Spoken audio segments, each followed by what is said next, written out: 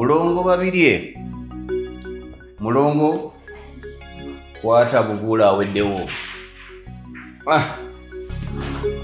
Ladies and gentlemen, ababadde baga nti Mwami Lugonvu kansabirira omwezi guno gugweko nfune ku estate ya Mpambire Bugule. Alhamdulillah eweddewo. Twagala okwebaza ba clients baffe. Mwebale nnyo, mwebalire ddala. Mpambire Bugule tugamba nti agaddwa wo. Era buli abadde alina interest mu estate yo nga bw'ogiraba tugigadde. Mukama mulungi, probably next week waliwo mu kifo kyekimu just twafunye extension tugenda kubanga tuggulawo Mpambire Bugule. Eno egenda kuba mu fuuti 5 ku 10 ng'erimu ne fuuti 5 ku 5. Eno twagireka nga yo yaba 5 ku 10 bokka. Twakikola tukigenderedde nga tetwagala gitabika. Kati gye tuleeta oli wadde mboga nti ze Mwami Lugonvu bampa 5 ku 10 oba bampe 5 ku 5. Location yemu amasanyalaze weegali, amazzi weegali. Nga munvumye ebivumo.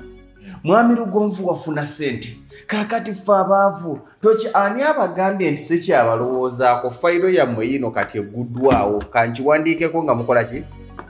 Nga mulaba baleese empya. Eno yo 5 ku 10 5 ku 5 ya sente mmeka? Tandika n'obukadde buna nze nkuwa 5 ku 5. Kamu 2 3 buna ojje nkuwe poloti ozimbe. Tetugenda kufiira mu bupangisa. Mpambire Bugule 50 by 50.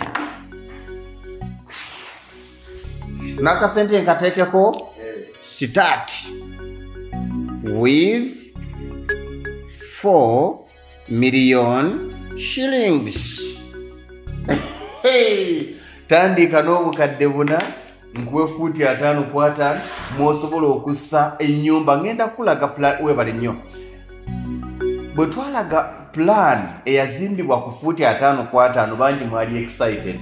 Abasinga nga baga nti bulijjo tumanya 5 ku 5 ntono.